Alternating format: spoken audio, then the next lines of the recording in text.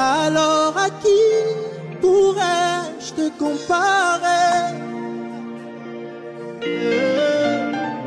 Le prince de vie, Jésus est sans pareil. Personne de rien ne peut me séparer de lui. Jésus-Christ est sans pareil.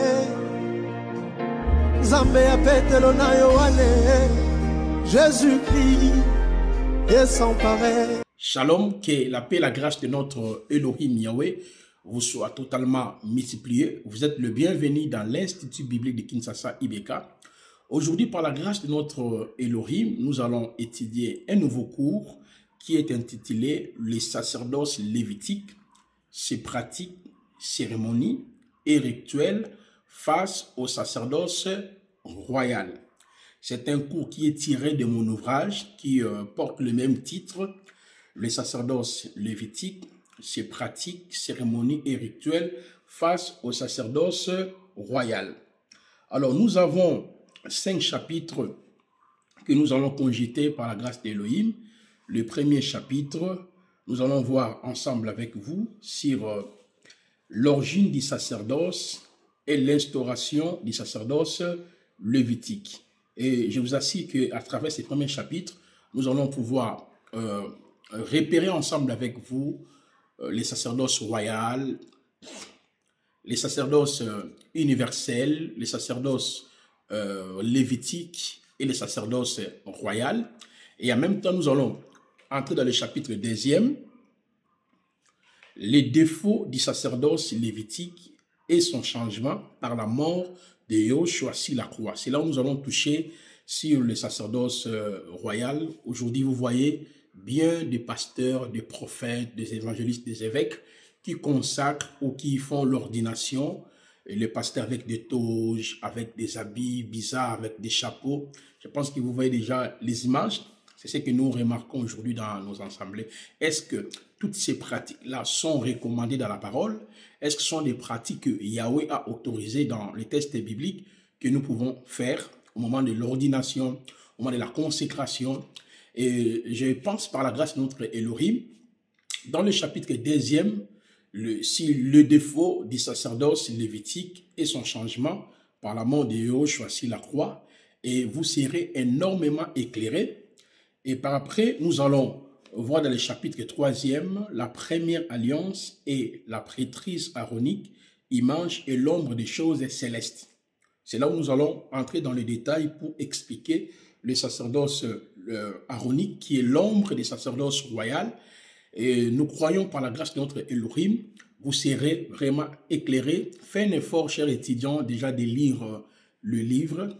C'est très important et parce qu'il y a beaucoup de détails que nous avons déjà consignés dans les livres. Ici, nous serons justement en train de vous donner des grands résumés afin que vous puissiez avoir l'idée. Le chapitre 4e, la consécration est-elle d'actualité dans la nouvelle alliance et dans la prêtrise royale? Pourquoi ces chapitres? Et dans ce chapitre 4e, nous allons essayer de vérifier à la lumière de la nouvelle alliance. Est-ce qu'un homme comme moi, Placide, j'ai le droit de consacrer ou d'ordonner mon frère étant apôtre, prophète, docteur, évangéliste dans la nouvelle alliance? Si c'est oui, si base de quel passage? Est-ce que moi, Placide Massessé, j'ai droit à donner à mon frère les habits ou les toges avec des chapeaux qu'il peut porter lors de l'ordination ou de la consécration? Et c'est pour cela, dans le chapitre 4e, nous allons voir le terme consécration dans l'Ancien Testament et le terme consécration dans la Nouvelle Alliance. Voilà pourquoi nous avons intitulé le chapitre 4 comme suit: la consécration est-elle d'actualité dans la Nouvelle Alliance et dans la prêtrise royale? Et le chapitre 5e, nous allons voir cérémonie de consécration d'Aaron et ses fils, modèle et type de caractère ministériel. Cérémonie de consécration d'Aaron et ses fils, modèle et type de caractère ministériel. Ce sont des éléments que nous allons pouvoir partager par la grâce de notre Elohim ensemble avec vous dans l'IBK. Avant que nous puissions évoluer dans notre cours, je voudrais que nous puissions remercier Yahweh, notre Père, et en ce moment-là, nous pouvons entrer directement dans les détails. Prions. Père, merci pour ces moments que tu viens de nous accorder avec tes serviteurs, tes servantes. Parle-nous, révèle-nous ta parole, guide-nous au début jusqu'à la fin, à ton nom glorieux, notre Adonai Yahushua. Amen. Alors, mes chers frères et sœurs, je voudrais que vous puissiez bien m'écouter. Nous voulons parler du mont sacerdoce. Qu'est-ce que signifie le sacerdoce? Je pense que vous avez déjà entendu, n'est-ce pas, plusieurs fois ce mot sacerdoce. Mais notez que dans la Bible, de Genèse à l'Apocalypse, parce que l'Ancien Testament est composé de 39 livres, le Nouveau Testament est composé de 27 livres. Dans toute la Bible, le mot sacerdoce est revenu plusieurs fois. Mais d'une manière générale, il existe trois sortes de sacerdoce. Il y a d'abord les sacerdoces universels, ça c'est le premier sacerdoce. Deuxièmement, les sacerdoces, n'est-ce pas, aaroniques, qu'on appelle aussi les sacerdoces mosaïques ou les sacerdoces lévitiques. Nous allons étudier cela pour comprendre pourquoi Yahweh avait instauré les sacerdoces universels, les sacerdoces aaroniques ou mosaïques ou lévitiques. Et enfin, nous allons étudier aussi les sacerdoces royales. Pourquoi Dieu a établi les sacerdoces royales? Qu'est-ce que signifie les sacerdoces royales? À l'entrée de jeu, je voulais d'abord que nous puissions expliquer le mot sacerdoce.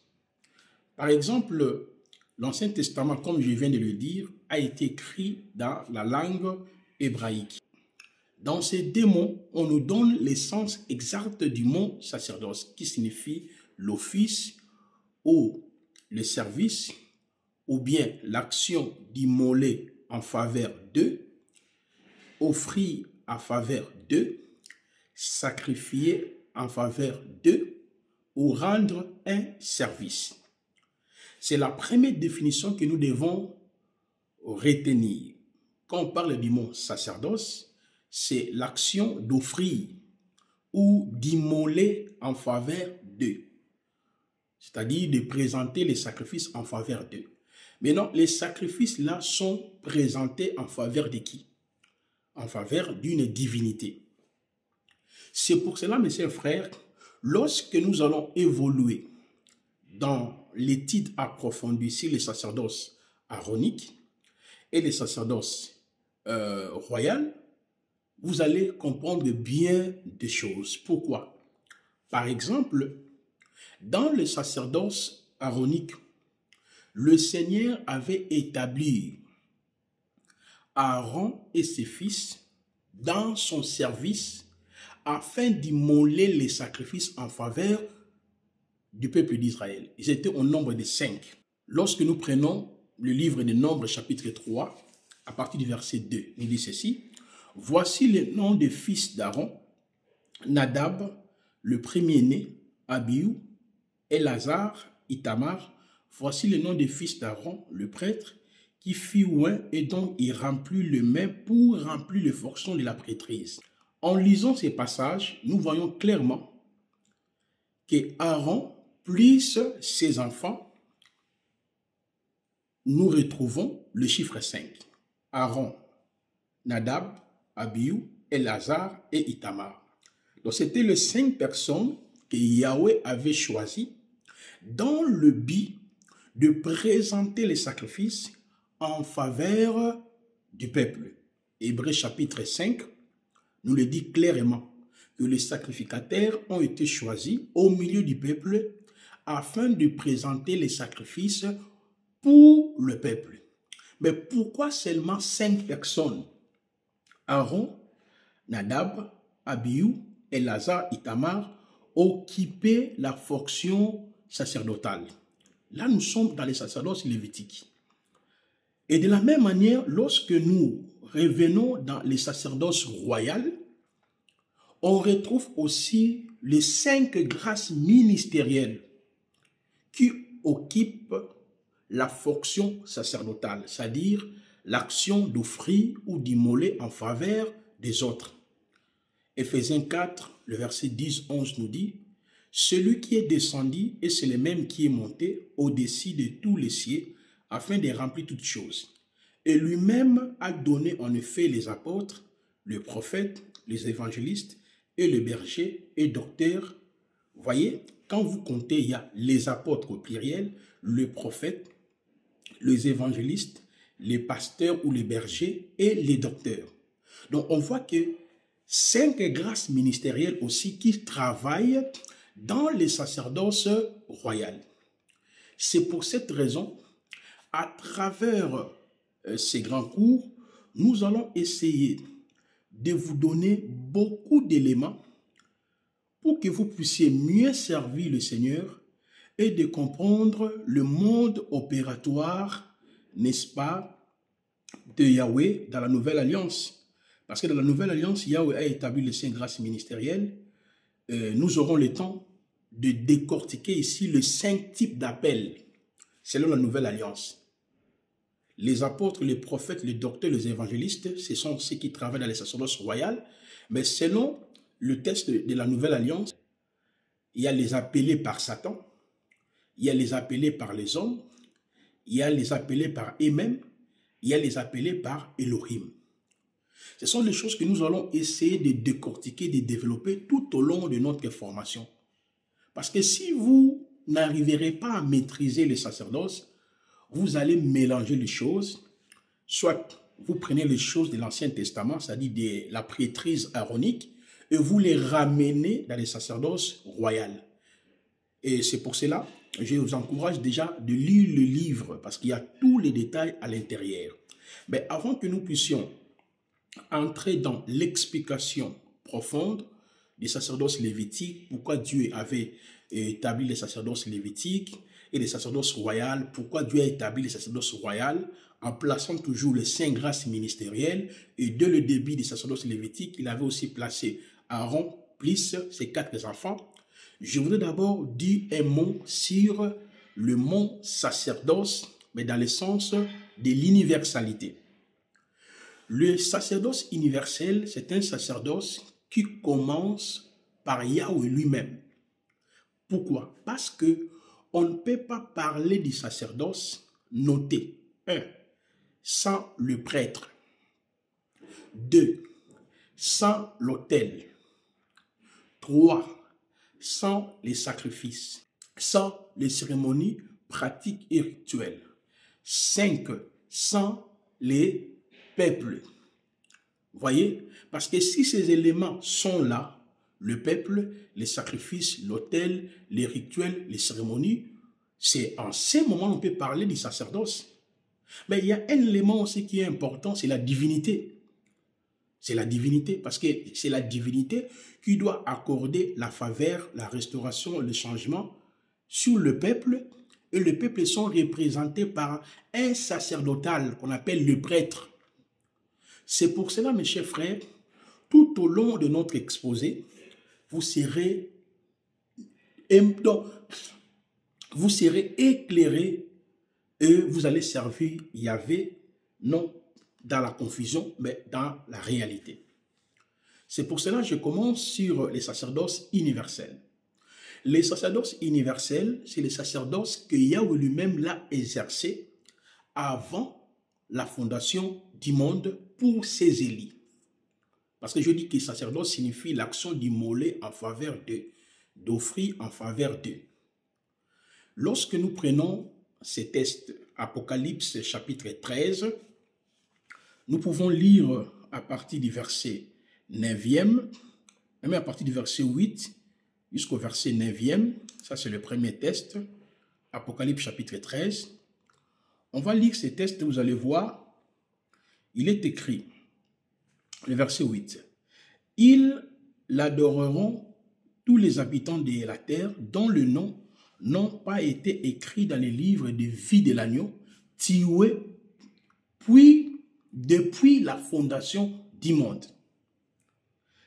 Ils l'adoreront, tous les habitants de la terre, dont le nom n'ont pas été écrits dans les livres de vie de l'agneau, tués depuis la fondation du monde. Donc ici, on nous fait comprendre que l'agneau Yehoshua HaMashiach a été tué, autrement dit immolé, ok, pour les élus, pour nous l'église, depuis la fondation du monde. Maintenant, l'acte de tuer l'agneau signifie tout simplement notre salut a été préparé d'avance, avant notre existence. Mais celui qui a préparé ça, celui qui a immolé l'agneau, on l'appelle les sacerdotales ou les sacrificateurs. Il a exercé quoi? La prêtrise. Vous allez le voir aussi toujours dans le livre d'Apocalypse, lorsque nous prenons Apocalypse chapitre 5, à partir du verset 9 jusqu'au verset 10e, regardez bien, on nous dit, il chante un cantique nouveau en disant, tu es digne de prendre le livre et d'en ouvrir les sceaux, parce que tu as été tué, tu nous as achetés pour Elohim par ton sang de toutes les tribus, de toute langue, de tout peuple et de toute nation. Le verset 10e, tu as fait de nous des rois et des prêtres pour notre Elohim et nous régnerons sur la terre. Et dans ces passages, on nous montre que l'agneau a été déjà exécuté pour nous les élus. Qui l'a tué? C'est l'Éternel lui-même. Lorsque vous lisez par exemple dans Ésaïe 53, le verset 1er jusqu'au verset 10e, et lorsque vous prenez aussi Éphésiens chapitre 5, le verset 1er jusqu'au verset 2e, on nous fait comprendre que en réalité, il s'est livré pour Yahweh. Donc Yahweh avait déjà exercé le sacerdoce, le service d'immoler en faveur du peuple avant même notre existence. Donc le premier sacerdotal, c'est Yahweh. Je prends 1 Pierre chapitre 1, le verset 18. On nous dit ceci dans le même passage, sachant que ce n'est pas par des choses corruptibles, argent ou or, que vous avez été rachetés hors de votre vaine manière de vivre que vos ancêtres vous avez transmise, mais par le sang précieux du Mashiach, comme un agneau sans défaut et sans tache. Le verset 20, prédestiné en effet avant la fondation du monde, manifesté dans le dernier temps à cause de vous. Ici, on nous dit que l'agneau a été prédestiné avant la fondation du monde. Et dans les textes précédents, on nous dit que l'agneau a été immolé ou l'agneau a été tué. Donc, on comprend qu'en réalité, le premier à exercer la fonction de la prêtrise, du prêtre, c'est Yahweh lui-même, l'a fait pour toi et pour moi avant la fondation du monde. Pour la deuxième fois où on voit Elohim en train d'exercer la fonction de la prêtrise, la fonction du prêtre, c'est lorsque Adam était tombé dans le péché dans le jardin d'Éden. Lisons Genèse chapitre 3. Ici, nous sommes dans le livre de Genèse. On voit que Yahweh, sur la terre, a exercé toujours la fonction du sacrificateur.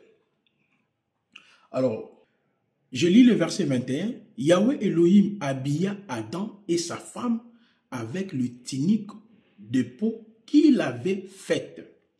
On nous dit que Yahweh a habillé Adam, mais on ne nous a pas révélé le nom de l'animal que Yahweh avait tué. Bien sûr, nous comprenons que Yahweh a exercé la sacrificature, mais comme la Bible, elle se complète, la parole nous dit, consultez le livre de l'Éternel, aucun Dieu ne te fera défaut, ni l'un ni l'autre, c'est l'Esprit de l'Éternel qui les rassemble.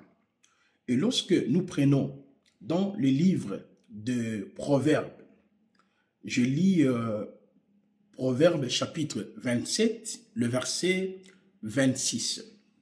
Dans Proverbes 27, le verset 26, nous dit ceci. Les agneaux sont pour tes vêtis et les boucs sont le prix d'un champ. Donc nous comprenons ici que les agneaux représentent le vêtement. Donc l'animal qui a été tué, ok, après la chute d'Adam, ceci préfigurait déjà l'entrée de la prêtrise royale que nous allons donner des détails, amen, par la mort de Yeshua HaMashiach. Mais je reviens vite pour vous faire comprendre qu'en réalité, les sacerdoces universels, c'est le sacerdoce qui est d'abord lié à la préparation de notre salut. Donc, depuis les temps éternels, Elohim avait préparé notre salut. Quand je parle du mot salut, il y a 4 mots grecs, ok? Pour parler du salut, il y a soteria, il y a sonzo, il y a aphésis, il y a roumaï. Ce sont des mots qui nous renvoient dans la notion du salut. Et on ne peut pas parler du salut sans les acquis de la croix. Et parmi les acquis de la croix, la rédemption, les rachats, la rançon, le pardon, l'imputation, la substitution, la justification, la propitiation, la purification, l'adoption, le baptême, la sanctification, la sagesse, la sécurité, la repentance, la conversion, la nouvelle naissance, la glorification, la paix, la réconciliation et la vivification. Ce sont les éléments que nous avons déjà décortiqués. Il y a un cours sur ça, la sotériologie. C'est là où nous avons expliqué cela dans le détail, sur les acquis de la croix. Même il y a un livre qui est déjà disponible via notre site internet de l'Institut biblique de Kinshasa, et 23 vidéos où j'ai décortiqué déjà cet enseignement. On comprend que Yahweh a exercé la sacrificature avant l'instauration du sacerdoce lévitique et le sacerdoce royal. Alors, nous voyons aussi plusieurs personnages qui ont exercé le sacerdoce universel sans être dans les sacerdoces aaroniques ou les sacerdoces royal. Je vais expliquer c'est quoi les sacerdoces aaroniques, c'est quoi les sacerdoces royales. Parmi les gens qui ont exercé, n'est-ce pas, le sacerdoce universel sans être dans les sacerdoces aaroniques ou royales, nous trouvons par exemple Caïn et Abel. Le texte nous montre, je pense que vous voyez déjà les textes, quand vous lisez très bien ces différents textes, dans Genèse chapitre 4, le verset 1er jusqu'au verset 5e, Caïn et Abel ont exercé les sacerdoces sans être dans les sacerdoces royales ou les sacerdoces lévitiques. Nous avons aussi le cas de Noé, dans Genèse 9, les versets 18 à 22, qui a exercé les sacerdoces sans être dans les sacerdoces aaroniques ou royales. Nous avons le cas d'Abraham, dans Genèse 22, le verset 1er jusqu'au verset 24, a aussi exercé les sacerdoces.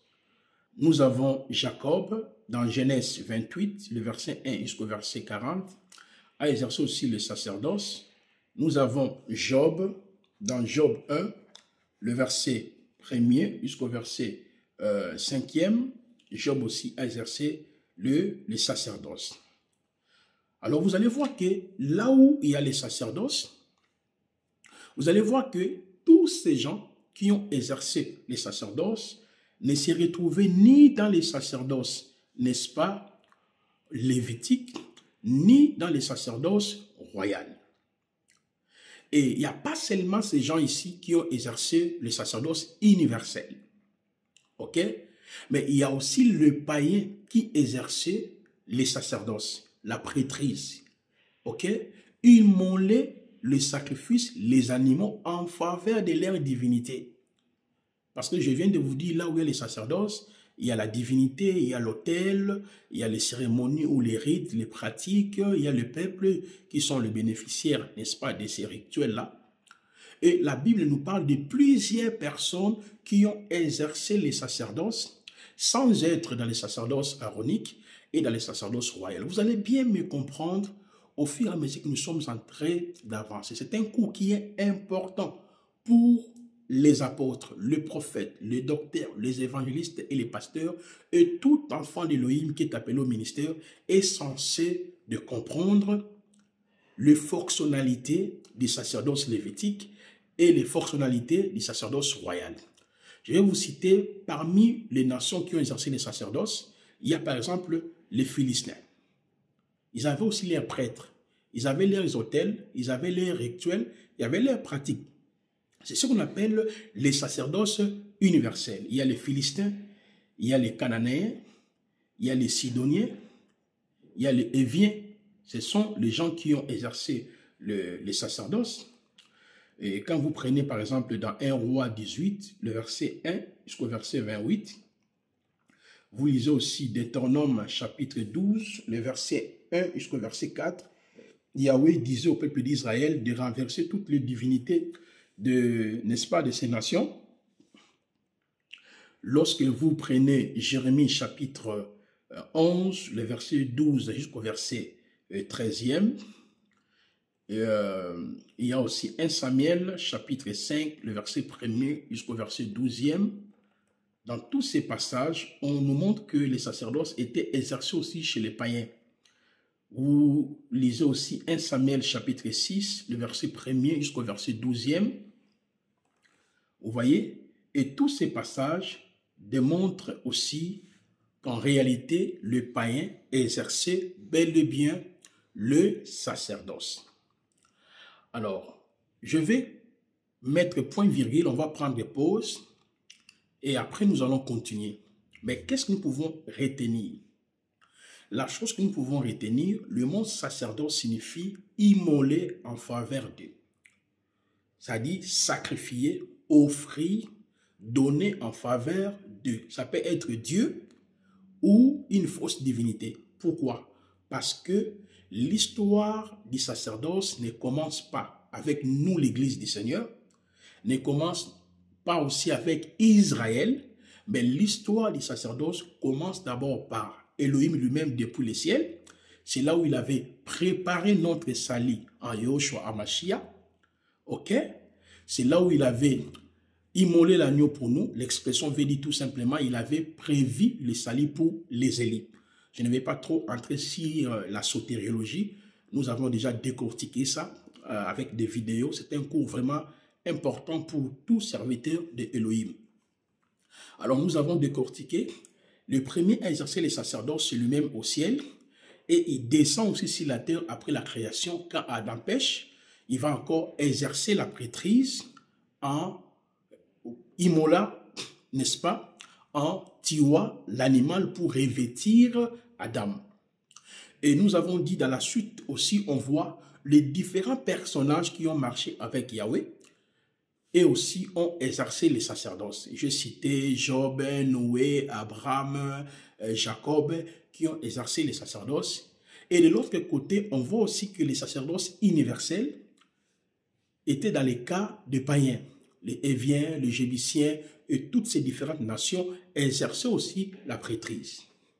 Maintenant, dans la deuxième leçon, on va entrer maintenant sur les sacerdoces lévitiques. Pourquoi les sacerdoces lévitiques? Quel était le but des sacerdoces lévitiques?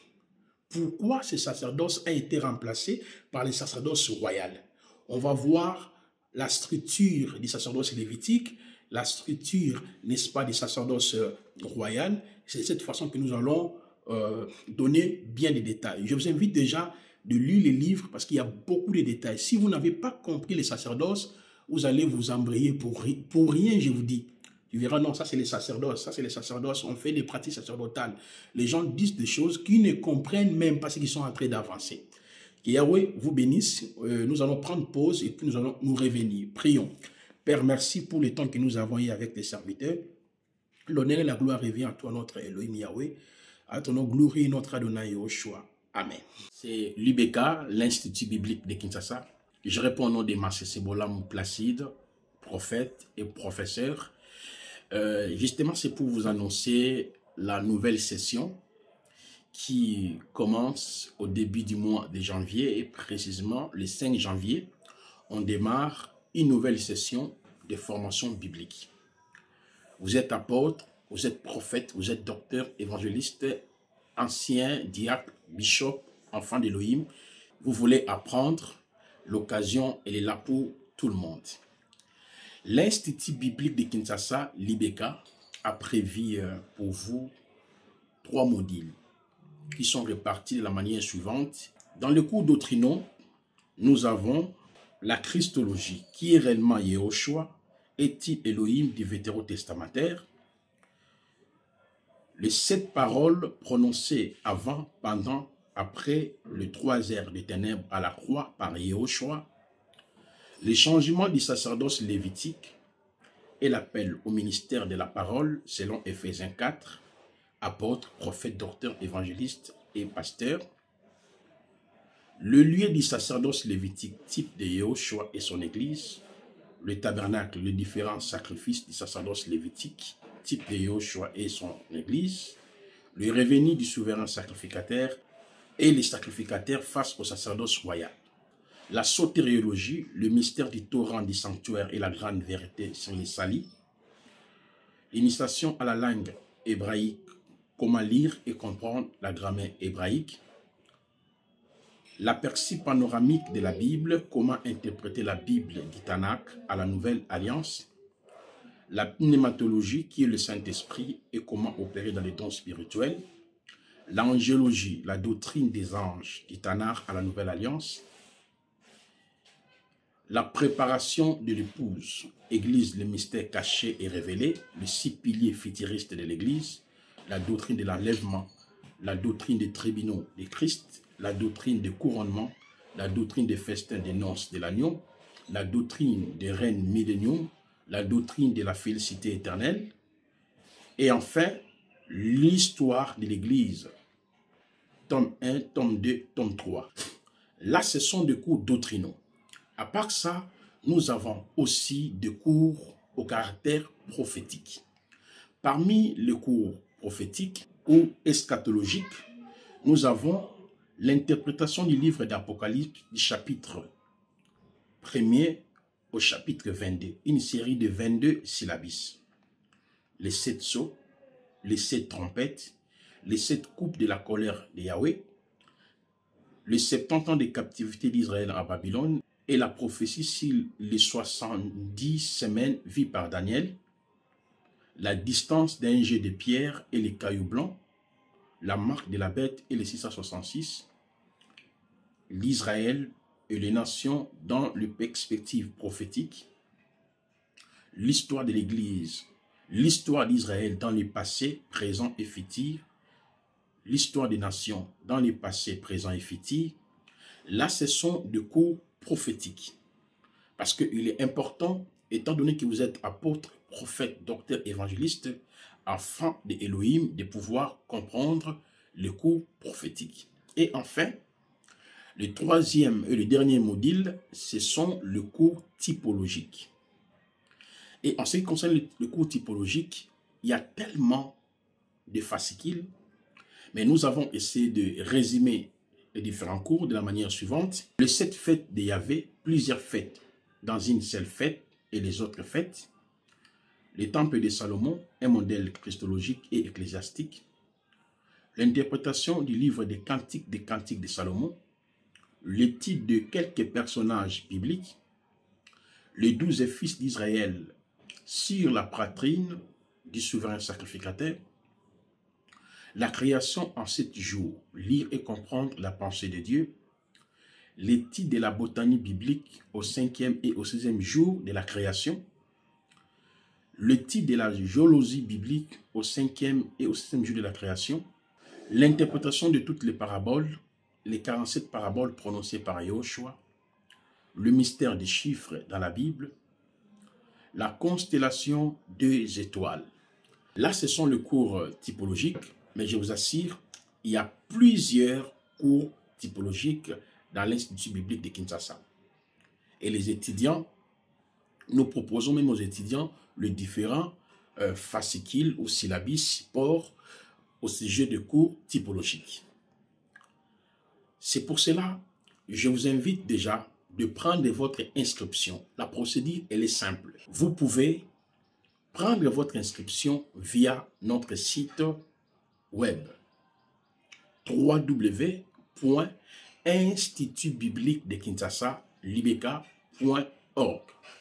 On vous demandera votre nom, votre pays, votre adresse email Et une fois vous avez pris votre inscription dans l'Institut biblique de Kinshasa Libeka, et vous serez ajouté dans le groupe de l'Institut biblique de Kinshasa. À part ça, il y a une autre information pertinente que vous devez comprendre.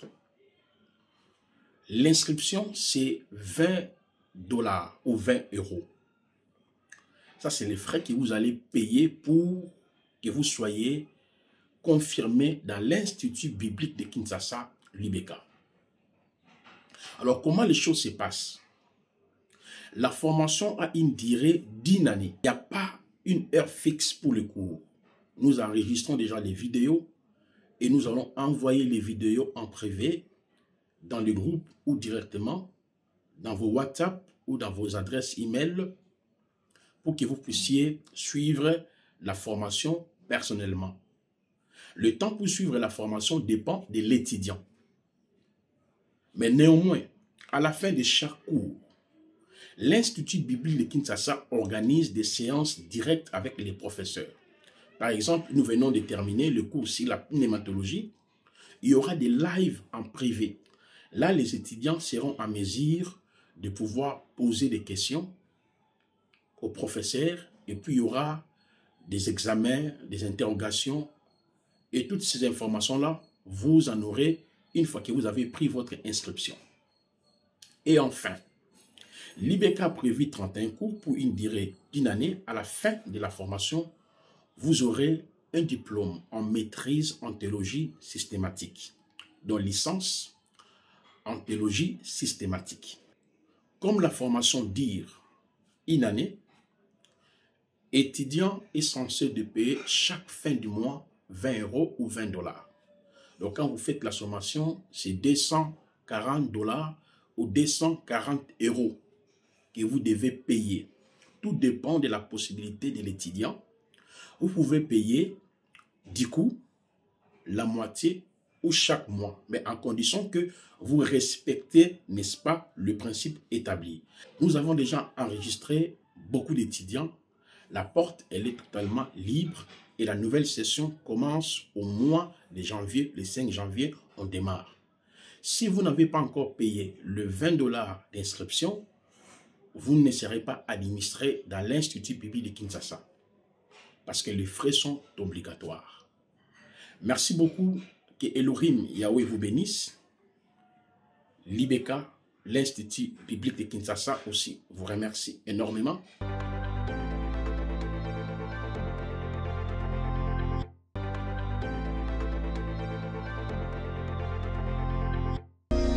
Alors à qui pourrais-je te comparer?